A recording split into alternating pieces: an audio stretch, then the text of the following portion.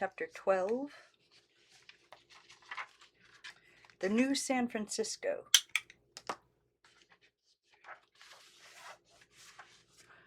Immediately after the fire, talk of a greater and grander San Francisco arose, a city which no earthquake or fire could harm.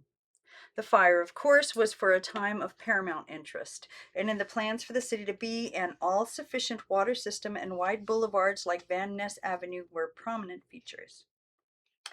That San Francisco would be rebuilt and would continue to be the metropolis of the Pacific was never in doubt.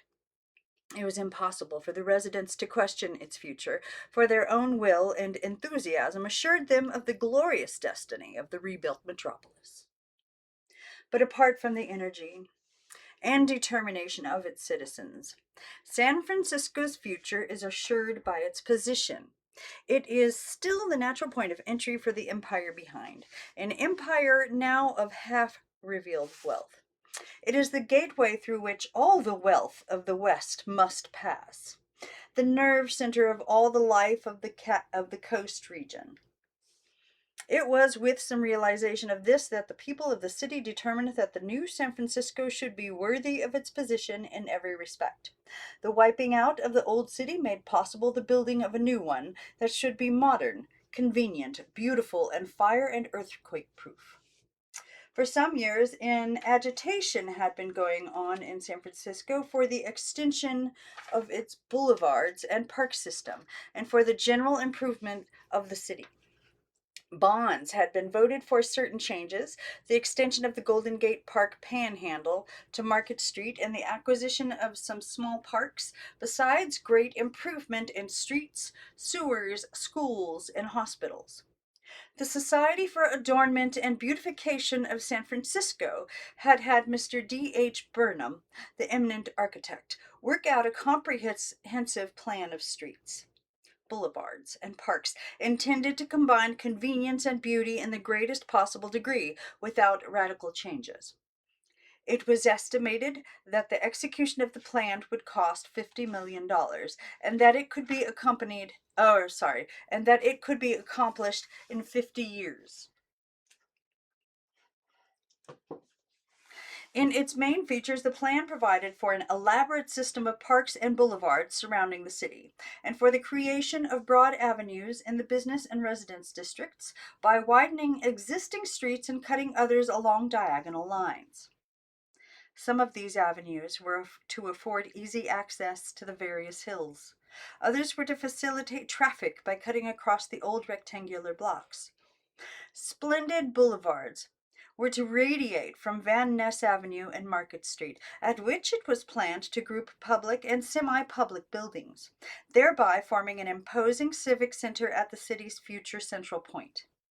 When the fire swept clean all the downtown part of the city, it was felt that the destruction of buildings that would otherwise have been in the way the immediate execution of the plans had been made possible at a reduced expense.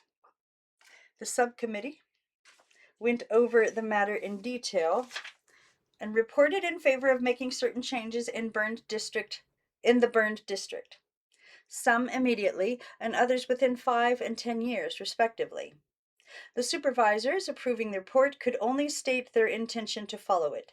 The Treasury would not allow of anything else being done at once, as the fire had wiped out a third of the taxable property in the city. With the adoption of the report, the question was for a time laid aside, until the problem of financing the project could be solved. For while the fire had lessened the expense of the work, it had also lessened the city's ability to pay for them.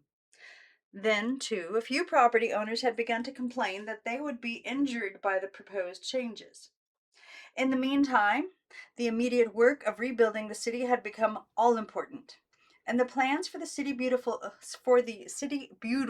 gave way in the public mind to the reconstruction of the actual city that immediate business necessities demanded. For the time being, San Francisco was in the anomalous condition of having an enormous amount of business and no place where it could be transacted. The trade of a metropolis and the facilities of a village. In the immediate rebuilding of the city, Therefore, the first essential was speed, and while many concerns contrived to put up substantial edifices, many others had to be content with mere shacks. But after July, all construction was required to be in accordance with the new building ordinance. The ordinance itself did not provide for radical changes in the city's manner of building, but great good lay in the fact that all of the burned district, except outlying residence sections, would be within the fire limits, and that all new buildings would have to be of a substantial type. Apart from allowing the use of reinforced concrete, which had always been forbidden except for floors because of political influences, the ordinance was notable as prohibiting the erection of any except steel frame buildings above 102 feet, and limiting even the latter to 1.5 times the width of the street. Within the fire limits, no frame structures will be allowed. Within 6 months after the fire, the work of again covering the burned district with substantial structures was well underway. Permanent buildings costing many millions had been started, including many of the steel frame construction and reinforced concrete. The work, which had been so long delayed by insurance troubles and by imperative need of some immediate provision for the assumption of business, was begun in earnest. In a few years, the city's new downtown district will be far better than the old would have become in a decade. The new city that is being erected in the burned district will be fireproof in the sense that any region covered with brick and steel buildings, without many wooden ones, is fireproof. No great fire is likely to start in it, and any that starts should be easily conquered. It will have more protection, however, than that afforded by the ordinance relative to fire limits.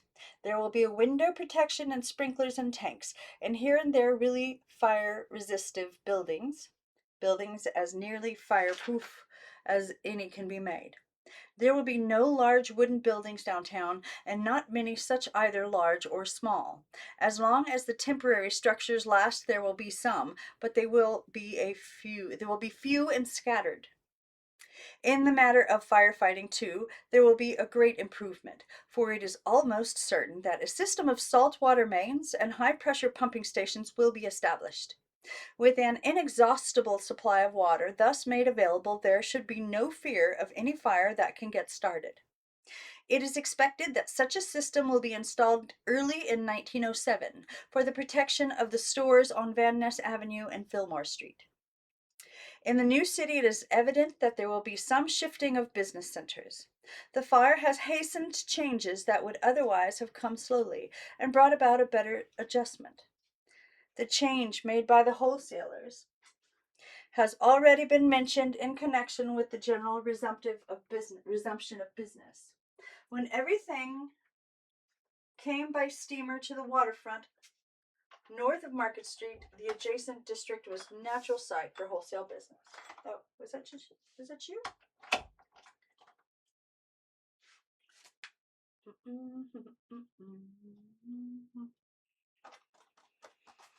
Oh, dang. Uh,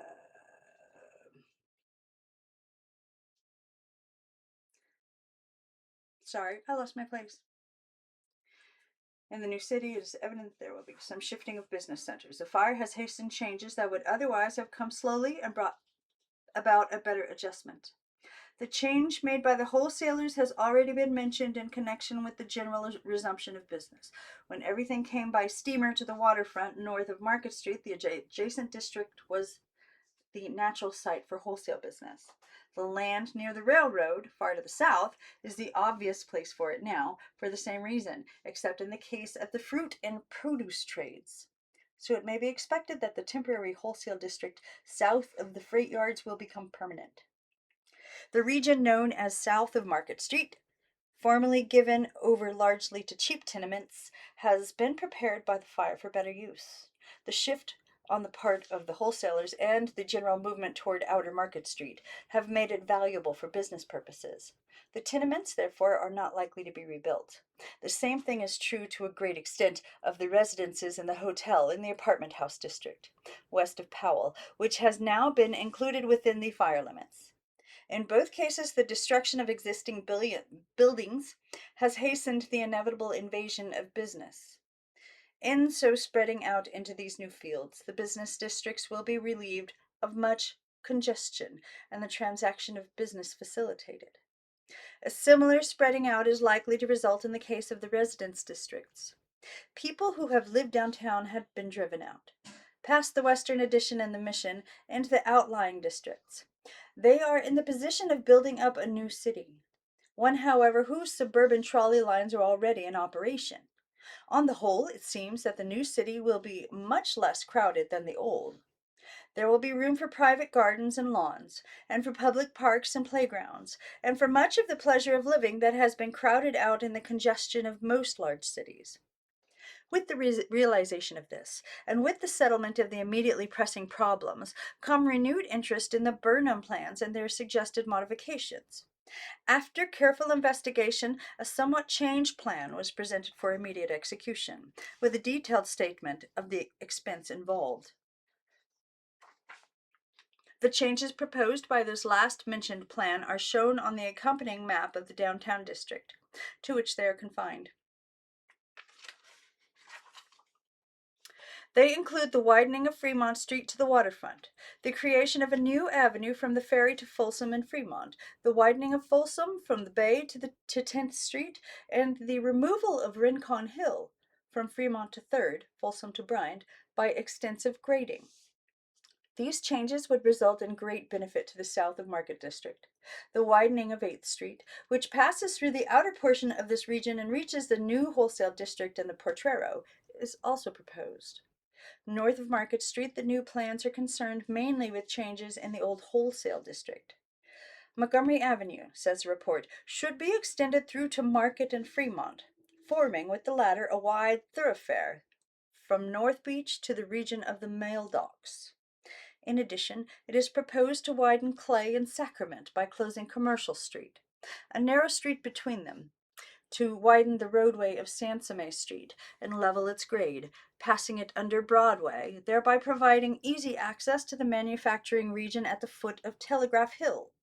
Finally, the widening of Pacific Street, which passes over the saddle between Nob Hill and Russian Hill, and affords a practicable grade from the ferry to the Western Addition, is suggested. All these changes, according to the estimate in the report, would cost about $6,500,000 and would add 10 times their cost to the city's assessed valuation in 10 years. In this way, they would pay for themselves and soon bring in an annual profit over the amount required to pay off the necessary bonds. The same report places the cost of an auxiliary saltwater fire system at $1,500,000. There seems every probability that all these changes will be made in the near future. It is very likely also that other improvements included in the Burnham plans I looked away and I lost it, will be made within a short time.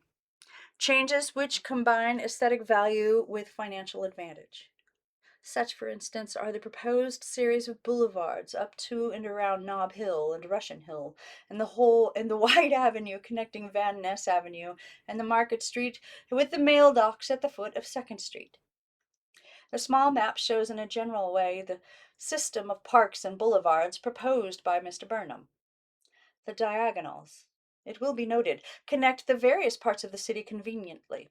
Reference to the bird's eye view of San Francisco, presented in an earlier chapter, will show the general scheme of the parks planned for the city's surrounding hills and a splendid encircling boulevard. To the people of San Francisco, the proposed boulevards and avenues are extremely interesting as fire barriers. It was in this connection that they were extensively discussed just after the fire, and unquestionably the advantages of such barriers will weigh largely in deciding the fate of the proposition.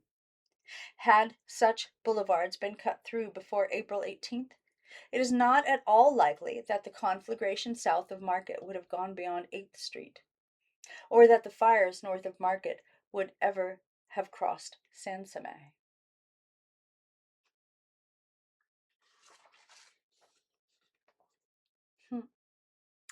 Of the people, wait, I think I missed one. 268. 260. Oh, yeah. Okay. Of the people of the new city, it is scarcely necessary to speak, for it is but the material city that has been hurt. The real city is uninjured. The spirit is there, the atmosphere, the city's life. Once again, San Francisco, the joyous hearted, is pulsing with the vigor of achievement, full of the joy of living. Soon will come a time when all that has been suffered will seem but a passing storm, which for a time made all dark and drear.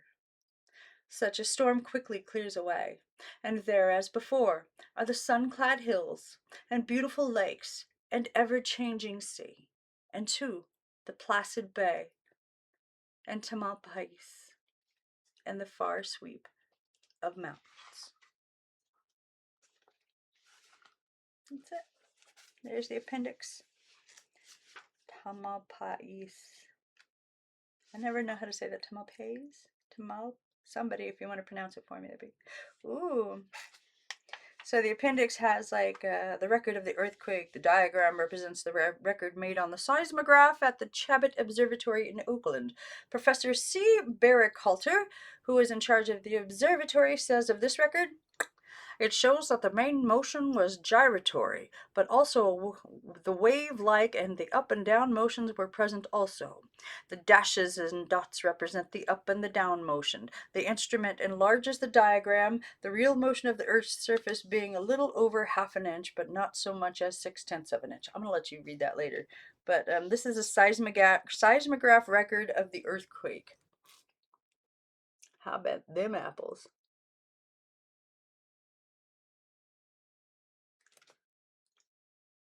Huh. Cool. Anyways, this is a cool book. It's got so many pictures in it. Mutual savings building right next to some ruins. See that? This is the repairs on Merchants Exchange building. I don't have that. I'm not gonna do what's required to give you these clearly because I got other things to do, honestly. But if you're interested, find this book somewhere out in the world and get a copy for yourself. Or if you want this one, let me know. I don't know if I want to give it up, but can't hold on to everything. Okay. I think at some point I might put these books for sale because once I read them, I don't need to hold on to them. Except for where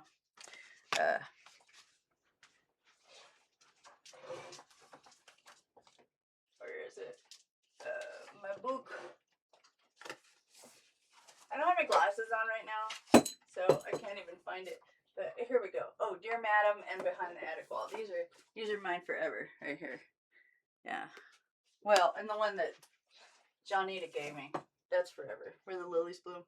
Yeah, those are staying. Okay, of course.